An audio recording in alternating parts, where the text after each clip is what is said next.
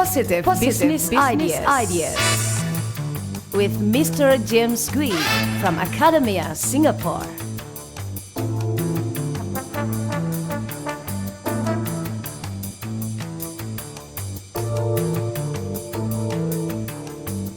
Today we are going to talk about how to manage your time as a manager. In all management books, you will find that the functions of a manager are to plan, to organize, to coordinate or control, to motivate and to lead. Itu adalah fungsi dasar dari seorang manager.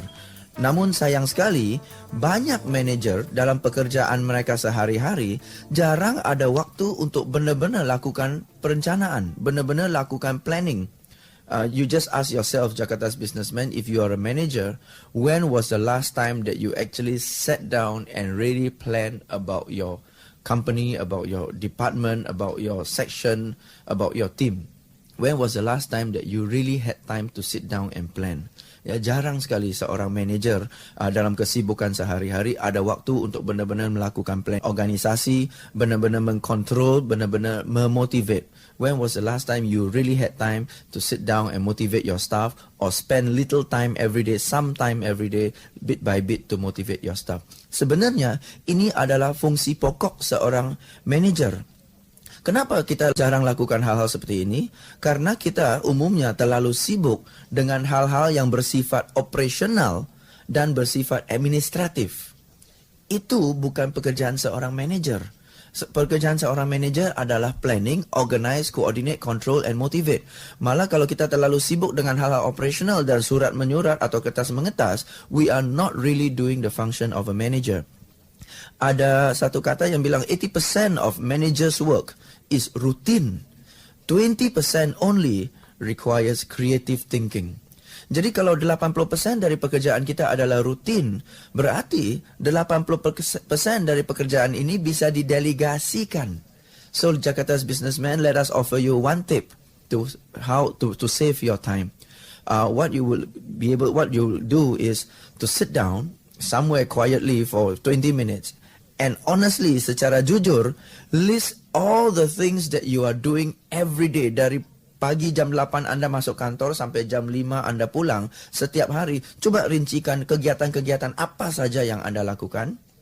Dan coba bertanya kepada diri kita secara jujur, berapa banyak dari hal-hal yang kita lakukan sehari-hari sebenarnya bisa dilakukan oleh bawahan kita. Namun kita perlu mungkin sedikit briefing, ya, mengeluarkan waktu untuk briefing mereka, berikan mereka penjelasan, buat mereka mengerti latar belakang dari situasinya, dan mungkin bisa ditambah dengan training, ya, atau karena mereka mungkin mengurangi sedikit keterampilan. Dengan training, you will find that most of the things that you are doing every day can be done by your subordinates. So as a manager, you are paid to manage people, not to manage paper.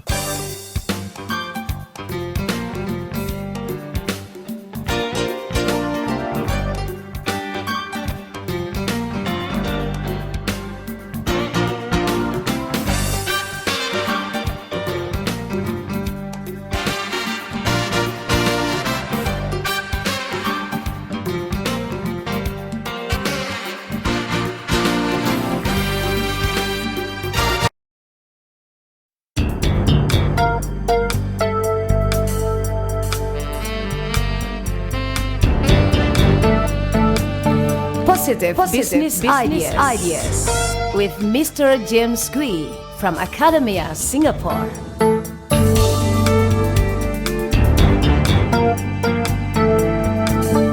Hari ini kita akan bahas how to delegate effectively. What we want to do is to delegate your work as much as possible so that you have time to really manage.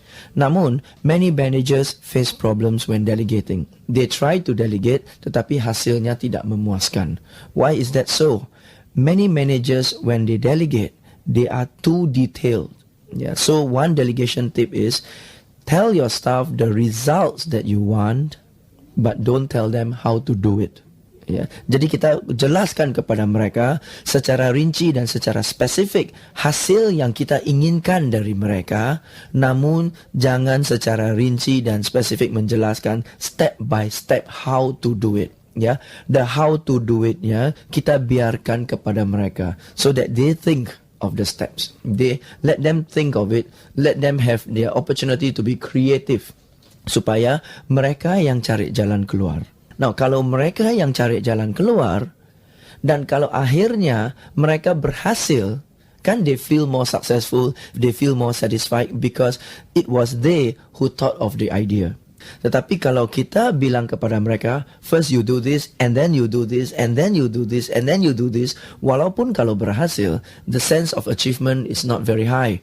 Because toh kita yang suruh mereka dan mereka hanya menjalankannya. Dan sebaliknya, kalau kita sudah jelaskan kepada mereka step by step, namun hasilnya tidak memuaskan, hasilnya jelek, they also have nothing because why you were the one who told them how to do. Mereka tinggal angkat tangan dan bilang bapak yang bilang kok. You see? So telling your staff how to do it is not going to solve the problem. So the tip for today is if you want to delegate effectively, tell your staff the results that you want and let them decide how to do it.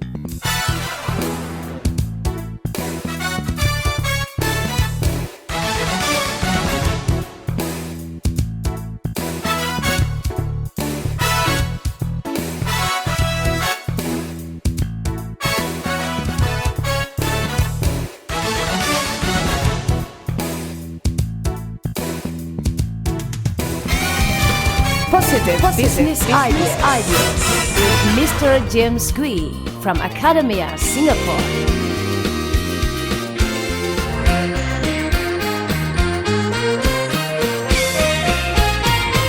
Ada hubungan erat sekali antara motivasi dan control. And it works like this. The higher the motivation of your staff, the less you need to control them. The lower the motivation of your staff, the more you need to control them.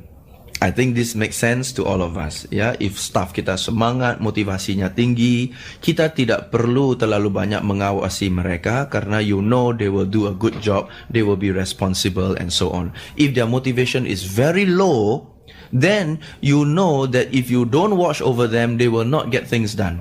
So if the motivation is high, the control that you need is low.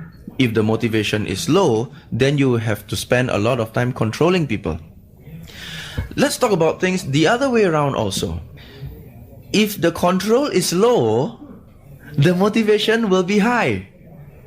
If the control is high, the motivation will be low. Misalnya, kalau perusahaan ini kontrolnya tidak begitu ketat, orangnya umumnya akan lebih termotivasi. Kenapa? Lower control shows that the management trusts the people.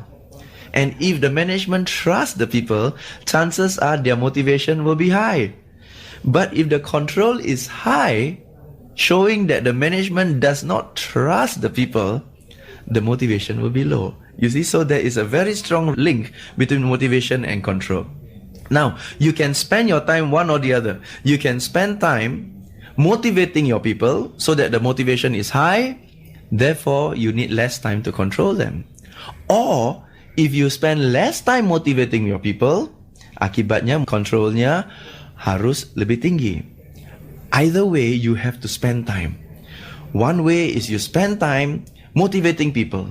High motivation, less problems. So you are preventing fires.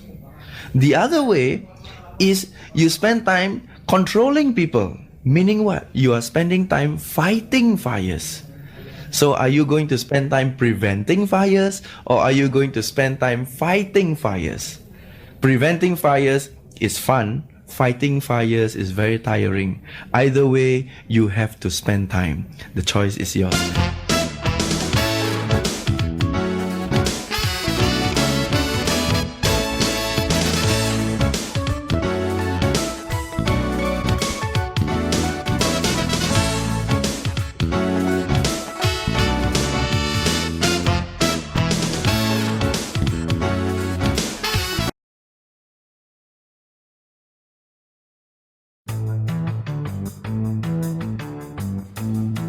Positive Business Ideas with Mr. James Gwee from Academia Singapore.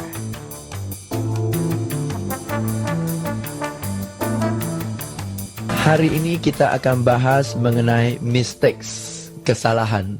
We make mistakes every day. Bawahan kita pun lakukan kesalahan setiap hari. Apakah setiap kali bawahan kita lakukan kesalahan, kita langsung marah? Ya, that will not be the right way to build teams. Kalau bawahan kita lakukan kesalahan, sebelum kita marah duluan, ada baiknya kita analisa. Kesalahan itu berdasarkan dari mana? Kenapa kesalahannya? Apa kesalahan itu dilakukan karena sikapnya yang kurang bagus? Atau kesalahan itu dilakukan karena keterampilannya yang kurang bagus? Sikapnya bagus tapi skillsnya kurang bagus. Atau kesalahan itu dilakukan bukan karena sikap yang jelek, bukan karena keterampilannya kurang, tetapi hanya karena pengalaman yang kurang. So, people make mistakes. But the causes of mistakes, the reasons why people make mistakes are different. So you cannot penalize people for making mistakes based on different reasons. Ya, jadi kita harus analisa apakah kesalahannya itu kalau sikap. Kalau sikapnya yang salah, orangnya masa bodoh nggak mau tahu, okay, sure you can get angry. Tetapi kalau kesalahan itu dilakukan karena sikapnya bagus, tetapi justru keterampilannya yang kurang, orang itu justru jangan dimarahin. Orang itu malah harus dibimbing supaya keterampilannya meningkat. Kenapa? Toh sikapnya bagus kok. Okay? Kalau kesalahan itu karena orang itu kurang berpengalaman, then getting angry with the person will not solve the problem. What you have to do is encourage the person so that they learn from the experience and then they go on and make different mistakes. It's okay. Learn from mistakes, ya. So kesalahan yang dilakukan bukan selalu jelek. Kesalahan yang dilakukan karena sikap yang tidak bagus, yes, itu perlu ditegur. Tapi kesalahan yang dilakukan karena sikap yang bagus tetapi keterampilan atau pengalaman yang kurang, itu justru harus dibimbing. I hope with this tip you will be able to better manage your subordinates.